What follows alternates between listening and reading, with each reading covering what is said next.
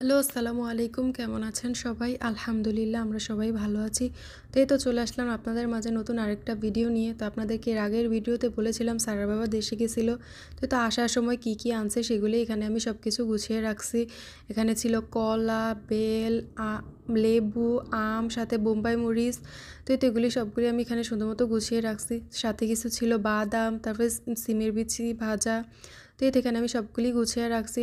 তো এখানে আমি কিছু আম নিয়েছি, এগুলি আমি কেটে সুন্দর করে ডিপ ফ্রিজে রেখে দিব। আসলে সবসময় তো আম পাওয়া যায় না, যেহেতু আনছে আসার সময় নিয়ে আসছে। তো এখানে আমি সব কেটে সুন্দর মতো ধুয়ে রেখে দিছি, পানি ঝরলে তারপর এগুলি আমি ডিপ ফ্রিজে রেখে দিব।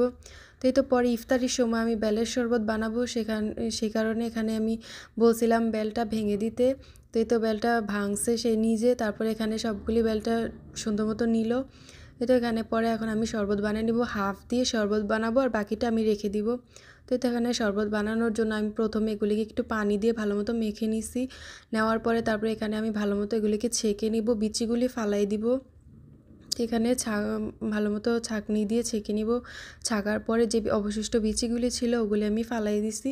তো এখানে আমার শরবত বানানো রেডি। এখানে আমি মানে স্বাদ অনুযায়ী একটু চিনি দিছি, আর তারপরে তো শরবত রেডি। এরপরে এখানে পেঁপে আনছিল, তো এই পেঁপেটা আমি কেটে নিলাম।